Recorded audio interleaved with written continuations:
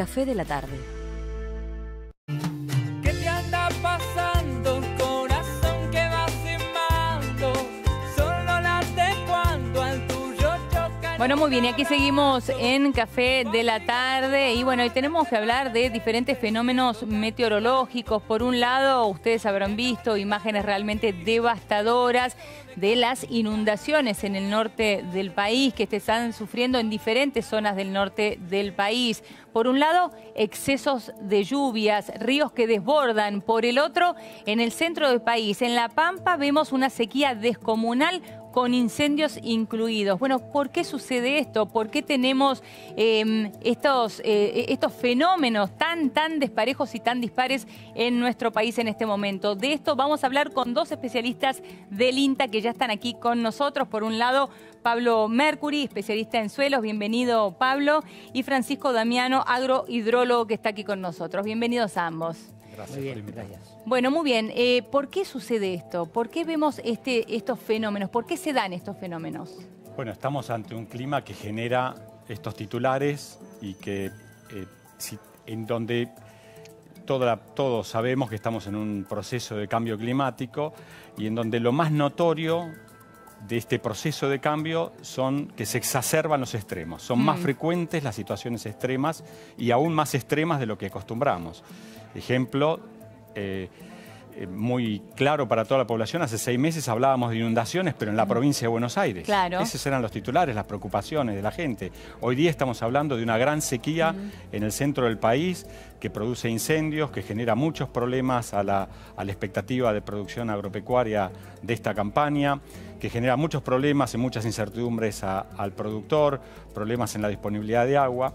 Y por otro lado, en otro sector del país, como es el norte, el área sur de Bolivia, con un sistema de baja presión instalado ahí que genera lluvias continuas y produce desbordes de ríos, como vos bien mencionabas. Como el Pilcomayo, ¿no? Claro. Es la época normal de lluvias en esa zona del norte.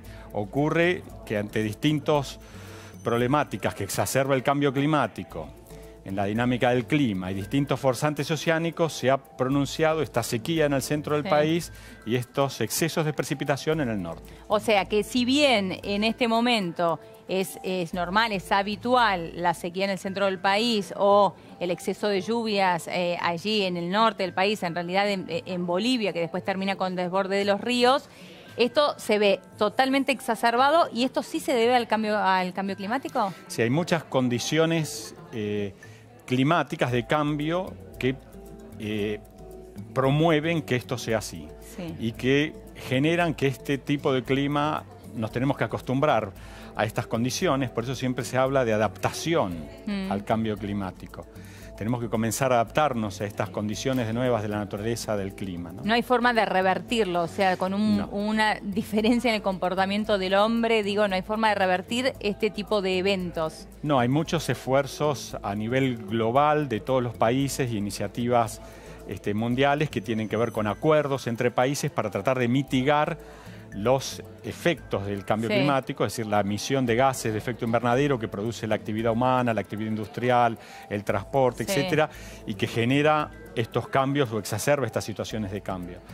El año pasado fue el año históricamente más caluroso en la historia argentina, de lo que tenemos registro, lo cual son todos indicadores de que esto es un clima, un patrón climático que se instaló, que vino a quedarse. Por eso decimos que tenemos que trabajar mucho en la adaptación, tanto para toda la sociedad como para el sector productivo. Claro. ¿No? ¿Y cómo hacemos para adaptarnos a esto? Porque Pablo dice acostumbrarnos a estos fenómenos. ¿Cómo hacemos para adaptarnos a esto? ¿Qué debemos hacer, Francisco?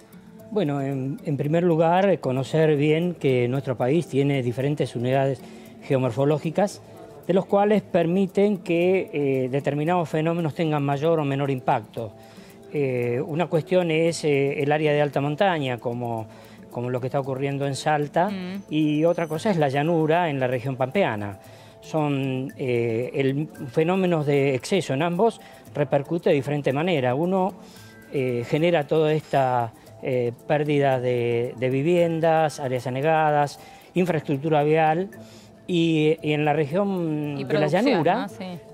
Lo que se ve son grandes inundaciones o grandes anegamientos que impactan directamente sobre la producción y cuando hay desborde de arroyos, que no son los de montaña sino de llanura, afecta a la población. El caso para nuestra área de aquí, de la región pampeana, en la cuenca del río Arrecife, tanto el Pergamino como el Salto, en el último periodo de marzo y abril de 2017, hubo inundación y anegamiento en los campos. ¿Y qué pasa también con la seca y con los incendios que hemos visto? Claro, ese es un fenómeno que ocurre porque hay un desequilibrio en el balance hídrico, como bien explicaba Pablo.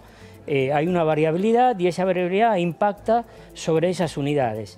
Lo que también tenemos que tener en cuenta es que hay fenómenos, procesos que tenemos que evaluar en función de eso. Una de las cuestiones es el agua superficial, que no tiene en determinado momento salida por diferentes estructuras, no tiene salida por falta al mar, de infraestructura. Falta de o estructuras que no están bien diseñadas y solamente tienen salida a través de movimientos verticales, la evapotranspiración o la infiltración en profundidad.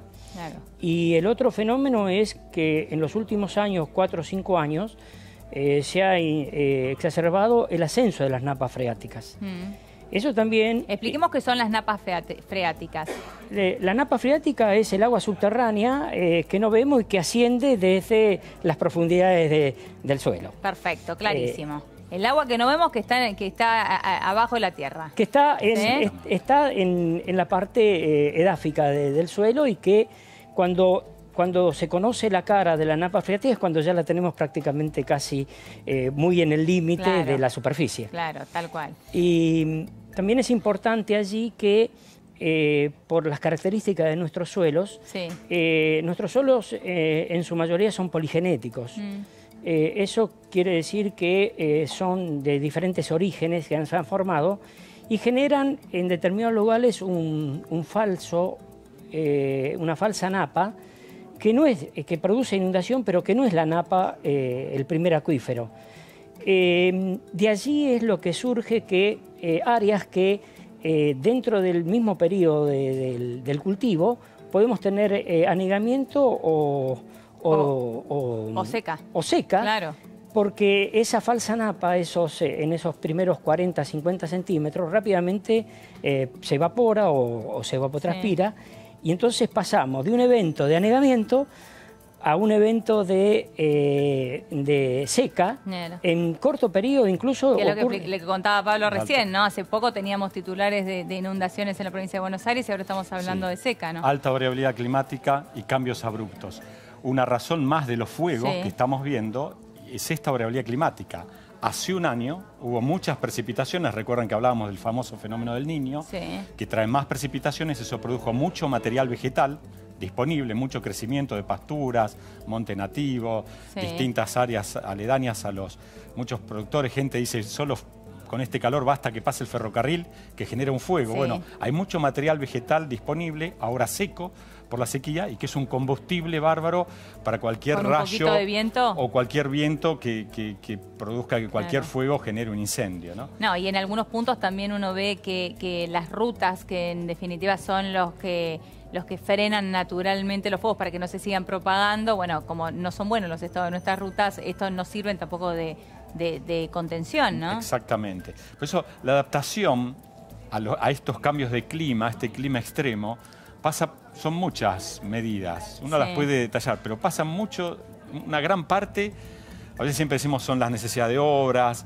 es la necesidad de no hacer agricultura en alta montaña y evitar desmontes para evitar que haya estos deslizamientos de barro hacia zonas más bajas. Es un punto importante. Todos esos son puntos importantes, pero también algo muy, muy importante es estar informados.